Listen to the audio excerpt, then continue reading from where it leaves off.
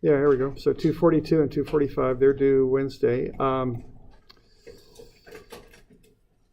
So this one, we got motion in a flat plane. This is 245. We've got B is at rest. Think of this like playing pool or something. We hit B with A, and A and B go off at angles.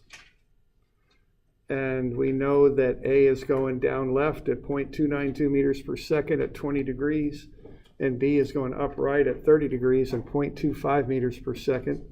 And what we want to do is find the velocity that A is traveling before it hits B. So, we got any questions on that one?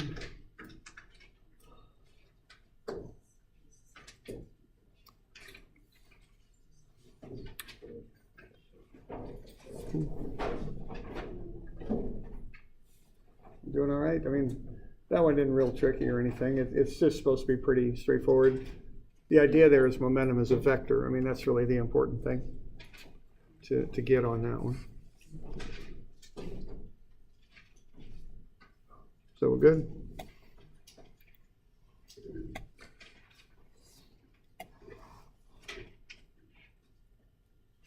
Okay. All right, so that's one of them that's due. The other one's a little bit more involved, I think. Just a little bit. And this one also has a collision and has the fact that momentum's a vector. So, so we want to. All right. So this has a few steps. So what we have the two A and B coming in. You might consider that to be an intersection. So A is traveling south and B is traveling east. They collide and then they have their collision and then they end up at these spots that are shown. So this is kind of like an accident reconstruction is kind of what it is. We've got a collision going on right here, and then they're going to go off at those different velocities after the collision and end up here. All right, so the deal is you've got flat ground here. We'll assume that, and we know the distances. So I think from here to here, I would use work energy, okay, to solve that. It's probably the simplest way to do it. And then for the collision, I would use momentum. And more particularly, I would use conservation of momentum. And we're going to assume that the time is about 0. So based on that, we can assume that FDT is equal to 0. Okay, that's what we're going to assume, that the time for that collision to occur is pretty short.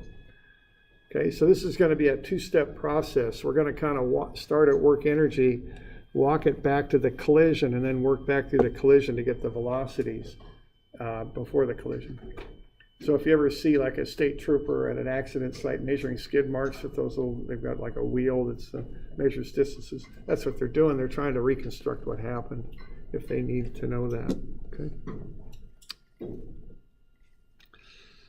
Okay, so this is a collision problem, so the conservation momentum will be used to solve it. There's also friction, which causes an impulse. So to use conservation of momentum, the time must be kept very short. So we got to solve this problem in two parts, is what we got to do. One part that uses friction to get from the ending points to the collision, and a second part that uses conservation of momentum to analyze the short time period in which the collision occurs. All right, so that is two steps to this. All right, so that's what we're up to here. All right, so the first bit there being, we're going to start at our ending point and work back to the collision, and that's going to be work energy. We did something in class quite a bit like this. Okay.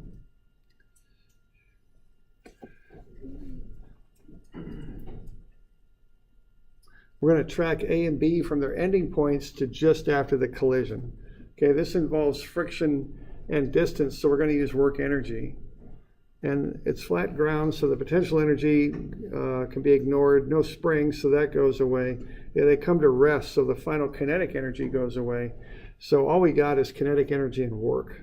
So the kinetic energy has to do with the velocity, of course, and the work has to do with the friction. So what you want to do here is a few things. You want to find the weight which is mass times gravity. Once you've got that, what you would want to do then would be to find the normal force, which equals the weight in this case, flat ground, and no other complicating factors. And then multiply that normal by the coefficient of friction and get 15.7 newtons for the friction there. So what I would do then would be to get the kinetic energy coming in, 1/2 mv squared, and that's what I don't know, minus the friction times the distance, which is the work. It's minus because it's taking energy out of the system. So given that, you can back into what the velocity of A is just after the collision. So that's right there, and that's 8.86 meters per second right there. Okay.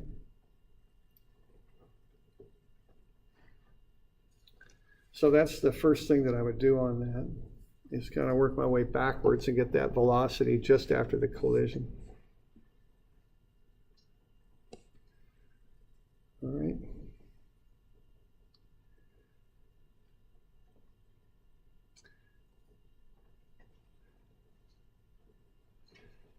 Now the next thing you can do then is you can find,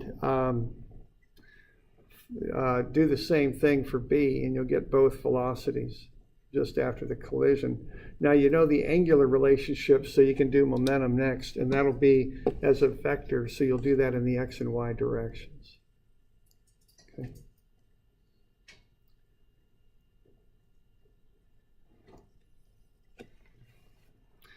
All right, so with the momentum there, I've got one example of a momentum equation there. So if you're in the x direction, A has no x component of velocity coming in, so that's 4 times 0. B has an unknown x velocity, so that's 3 VB1, and that's going to equal the momentum after, which is based on these angles. So we've got 4 kilograms for A times cosine of this angle. That gets us the adjacent component right there. So cosine 30 times the 8.86 gets us that Vx after the collision. And then B has a mass of 3. We got a 20-degree angle with the y-axis, so we're going to go with the opposite. So that'll be sine 20 times 7.92. So when we put all that together, we can back into what the velocity of B was coming in. It's 12.9 meters per second.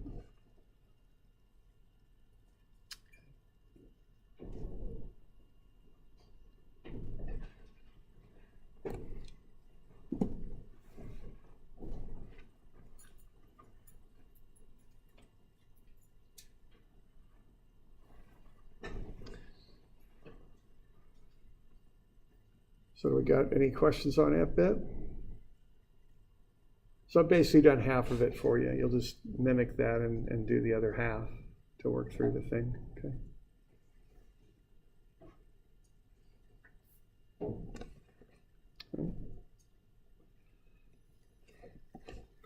All right, so that's the approach on that. So that combines momentum with a collision and conservation of momentum with work and energy there to get the velocities after the collision. Okay.